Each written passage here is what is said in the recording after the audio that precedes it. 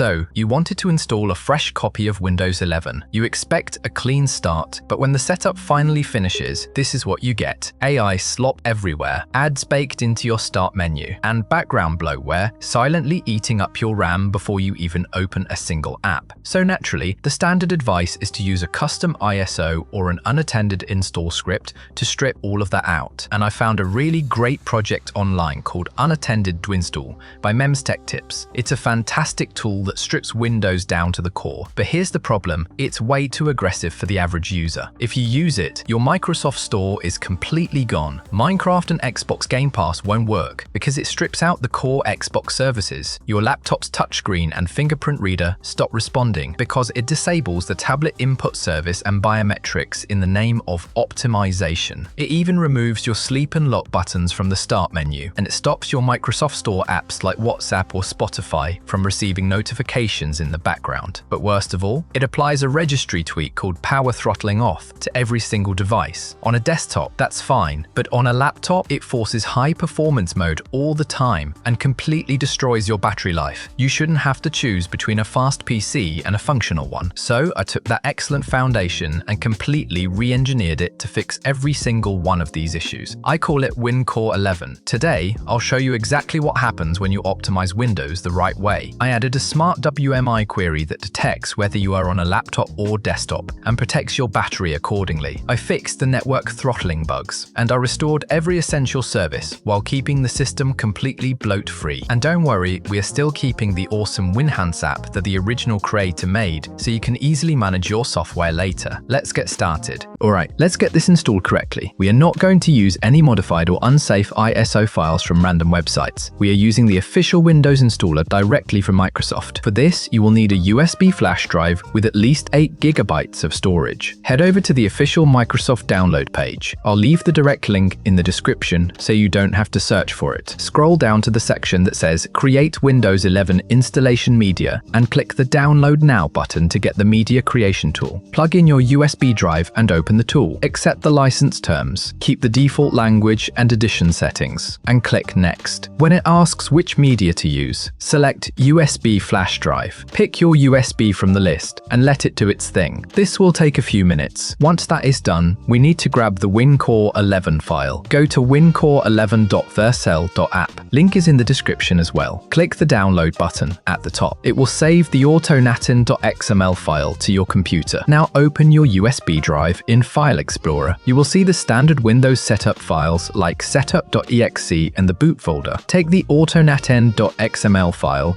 and drag it right into the main folder of the USB drive. Make sure it is sitting right next to setup.exe, not inside any subfolders. And the name has to be exactly autounattend.xml, otherwise the installer will just ignore it. That's it, your installer's ready. Now boot from the USB. Depending on your PC, you might need to press F12, F2 or delete during startup to open the boot menu and select your USB drive. And right away, you will see a bunch of command prompt windows opening and closing really fast. Don't panic, that is the autounattend file doing its job. It is bypassing the TPM check, secure boot check, CPU and RAM requirements, skipping the EULA, and cutting out other unnecessary setup screens, all automatically. Once that is done, the standard Windows 11 setup screen will appear. Select your language and click Next, then choose your keyboard layout. Next, it will ask for a product key. If you have one, enter it. If not, just click I don't have a product key and move on. And here is something the file does for you. Instead of automatically picking an edition, it shows you every available version of Windows on your ISO. Home, Pro, Education. Just pick whichever one matches your license. Now select the drive you want to install Windows on, and the installation starts. It will copy the files, and once that is done, your PC will restart. After the reboot, you will see a black screen with an installing percentage. Now watch carefully around the 58% mark, and just before it, you will see command prompt windows popping up again. That is the file running its PowerShell scripts, removing bloatware, applying registry tweaks, disabling telemetry, all happening silently in the background. Around 64%, the system will reboot one more time. It will pick back up at around 94% and finish up quickly from there. Now you are in the OOBE Setup. First, select your country or region. Then it will ask, is this the right keyboard keyboard layout. Confirm it and click yes. It will ask if you want to add a second keyboard layout. Skip that if you don't need one. Now just type in your username and set a password. The device name is assigned automatically. You don't need to worry about it. You will see a "Hi, we're getting Windows ready for you" screen. Give it a moment and you are on the desktop. Now you might notice the wallpaper looks the same as the default one. That is intentional. The dark mode wallpaper is already set, but it only kicks in after your first restart. The idea is simple: install your drivers, set up your apps, get everything ready. Then when you restart, your fully configured, clean Windows experience is waiting for you. After the restart, let's boot into our new system and see what we are working with. And just look at that, a clean desktop. No Copilot pinned to the taskbar, no OneDrive pop-up nagging you to sign in, no stock ticker in the corner, just your wallpaper and a clean taskbar. Open the start menu and look at this. The pinned section is completely empty. No Candy Crush, no LinkedIn, no Solitaire, no random apps you never asked for. And the recommended section at the bottom, gone. Compare that to what a stock Windows 11 looks like. This is a fresh install of Windows 11 without any modifications. It is already filled with apps, categories, and things you did not ask for. And if you click on widgets, you get this: news articles, stock tickers, sports scores, weather. All of this is running in the background, eating up your resources. On WinCore 11, this is completely gone. Right-click on the desktop. The classic context menu is back by default.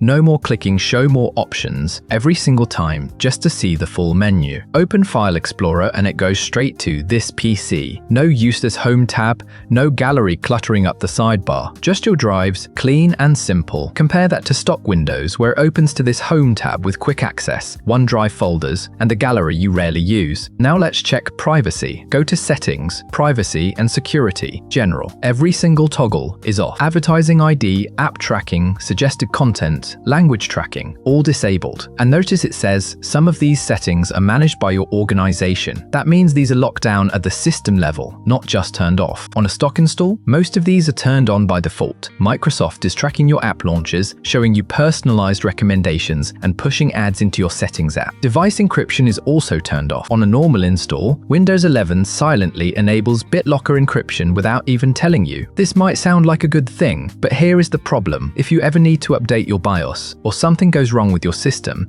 and you don't have your recovery key saved somewhere, you are completely locked out. All your data gone. WinCore 11 disables this by default, so you stay in full control of your own drive. Dark mode is enabled out of the box. The taskbar is minimal, no clutter in the system tray. This is what Windows 11 should feel like from the moment you log in. Now, I want to be very clear. The original UnattendedWinstall project by memstechtips is a great foundation, but it has some real usability problems that I fixed in WinCore 11. Let me show you exactly what I mean. First, photos. On the original Winhance install, if you try to open an image file, you get this. How do you want to open this file? The Photos app has been removed, and there is nothing to replace it, just an empty list asking you to pick something that does not exist. On WinCore 11, the Photos app is preserved. You double-click any image, and it opens instantly. No pop-ups, no confusion. Second, the Microsoft Store. On the original script, it is completely removed. That means you cannot install apps like Spotify, WhatsApp desktop,